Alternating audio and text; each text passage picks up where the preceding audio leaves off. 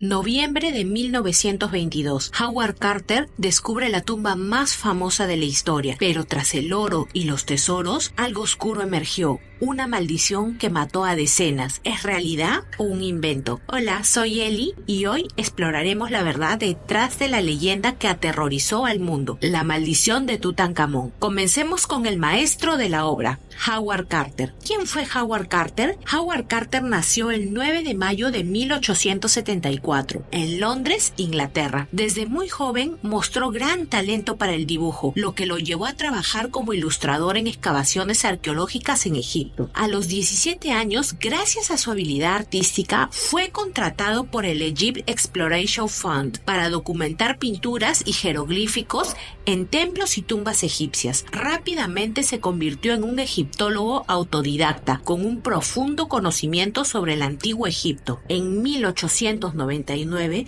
Carter fue nombrado inspector jefe de antigüedades del Alto Egipto, supervisando excavaciones y protegiendo sitios arqueológicos. Sin embargo, en 1909 renunció tras un conflicto con turistas franceses. Después de un periodo difícil, en el año 1907 conoció a Lord Carnarvon, un aristócrata inglés apasionado por la arqueología, quien decidió financiar sus excavaciones en el Valle de los Reyes. Por más de una década, Carter y su equipo excavaron sin éxito, hasta que en el año 1922 ocurrió el gran hallazgo más importante de la egiptología, la tumba intacta de Tutankamón. Tutankamón no fue un gran faraón, gobernó solo 9 años, murió a los 19 y su nombre fue borrado de la historia hasta 1922, porque su padre, Akenatón, provocó una revolución religiosa al adorar a un solo dios, Atón. Tutankamón restableció el culto a Amón, pero su reinado fue efímero. Su tumba, escondida bajo escombros, escapó de los saqueadores,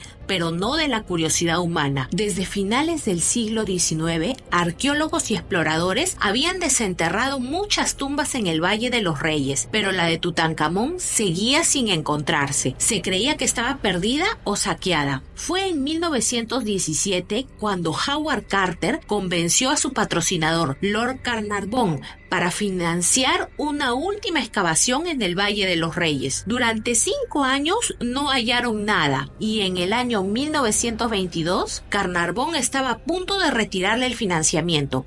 Carter insistió en un último intento y el 4 de noviembre de 1922 su equipo encontró unos escalones enterrados en la arena. Al seguir excavando descubrieron que conducían a una tumba intacta con el sello real de Tutankamón. El 26 de noviembre de 1922 Carter hizo un pequeño agujero en la entrada de la tumba y con una vela miró adentro. Lord Carnarvon le preguntó si veía algo. Carter respondió: sí, cosas maravillosas. Dentro encontraron miles de objetos valiosos, estatuas de oro, carros, joyas, armas y el impresionante sarcófago de Tutankamón. La noticia del descubrimiento fue un evento mundial, pero pronto comenzaron a surgir rumores sobre una maldición que protegía el descanso del faraón. Ahora hablaremos de la maldición y sus primeras víctimas. Se dice que la tumba tenía una advertencia escrita en jeroglíficos que decía: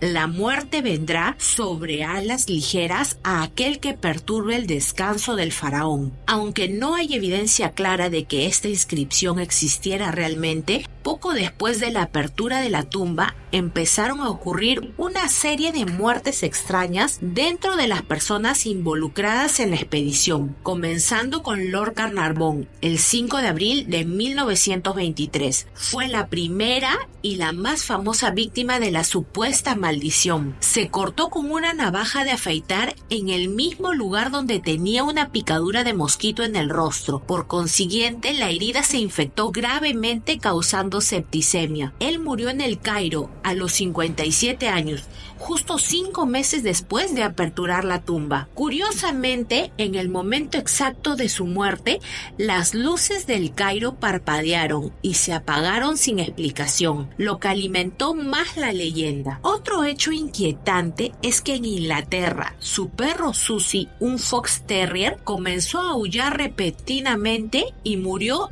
ese mismo día. La siguiente muerte es Audrey Herbert, el 26 de septiembre de 1923. Era el medio hermano de Carnarvon y también murió en circunstancias extrañas. Pocos meses después, sufría una enfermedad ocular que lo dejó ciego. Tras una cirugía fallida para restaurar su visión, murió por una infección. Se dice que él también había visitado la tumba, lo que lo convirtió en otra víctima de la supuesta maldición. Otra víctima fue Hugh Evelyn White en 1924. Él era un egiptólogo británico que había trabajado en la excavación de la tumba. En 1924 fue encontrado muerto en su casa en circunstancias sospechosas. Se había ahorcado y dejó una nota escrita con su propia sangre que decía: sucumbí a una maldición que me obliga a desaparecer.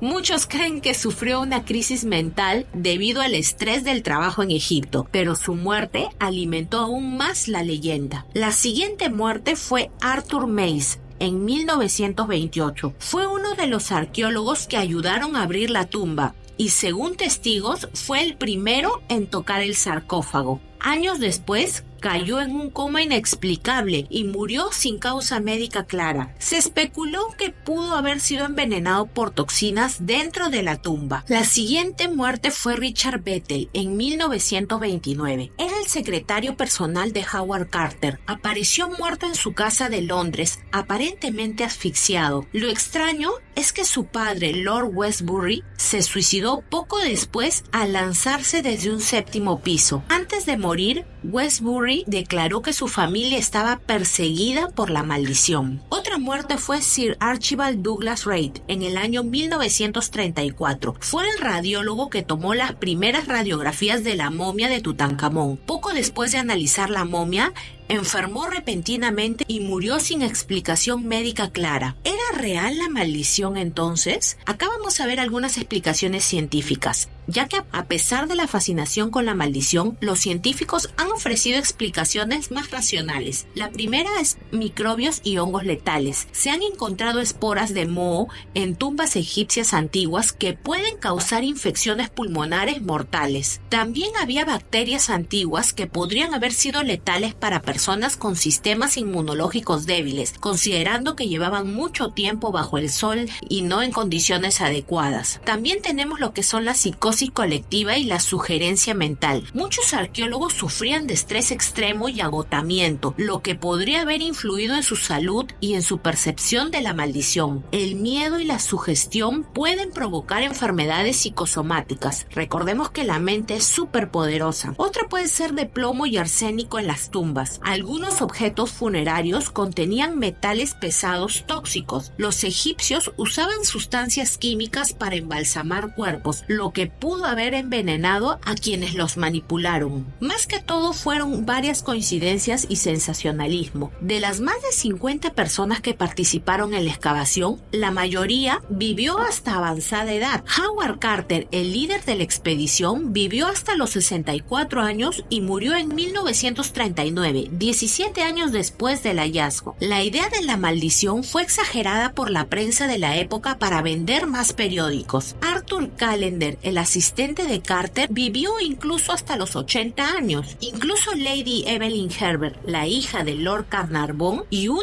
de las primeras en entrar a la tumba, murió en 1980, a los 78 años. El concepto de la maldición surgió porque la prensa británica y estadounidense querían vender más periódicos. Algunos reporteros inventaron historias y exageraron los hechos para captar la atención del público. Uno de los propagadores del mito fue Sir Arthur Conan Doyle, el famoso creador de Sherlock Holmes, quien sugirió que la muerte de Carnarvon pudo haber sido causada por una fuerza sobrenatural egipcia. Bueno, ya sabemos que este señor tenía una imaginación increíble, por algo era escritor. Desde el descubrimiento de la tumba en 1922, los periódicos sensacionalistas comenzaron a difundir la idea de una maldición del faraón, afirmando que cualquiera que perturbara la tumba sufriría una muerte prematura. Sin embargo, Howard Carter nunca creyó en la maldición. de hecho su propia vida, es una prueba de que el mito era solo una exageración. Carter vivió mucho tiempo después del descubrimiento, mientras varias personas relacionadas con la tumba murieron poco después de la apertura, como el mismo Lord Carnarvon en el año 1927. Carter vivió 17 años más.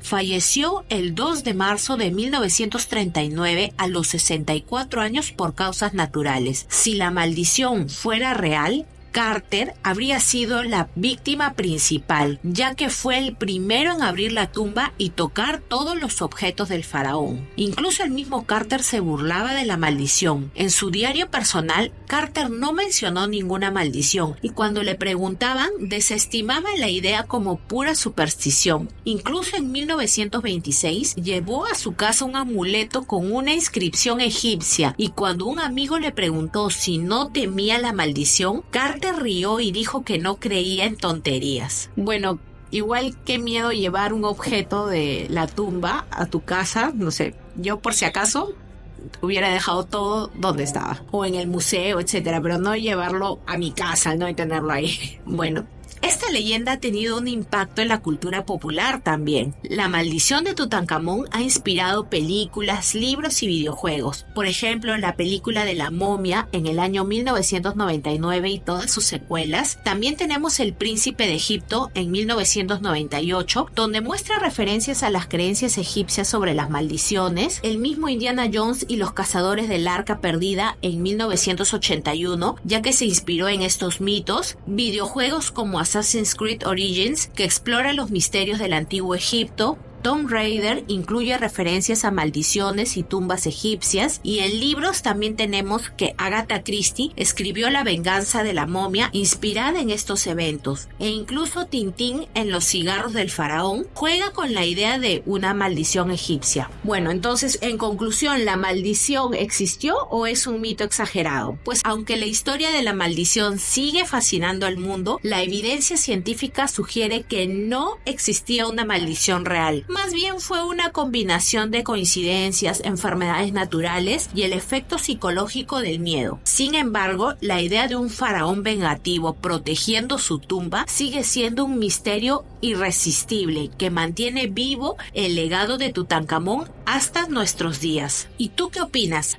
¿Crees en la maldición o en la ciencia? ¿Qué video más interesante y misterioso hemos tenido hoy? Y si te gustó, no te olvides darle like, suscribirte, activar la campanita y comentar si piensas que la maldición de Tutankamón es cierta o fue solo grandes coincidencias. Nos vemos en el próximo video. ¡Chao!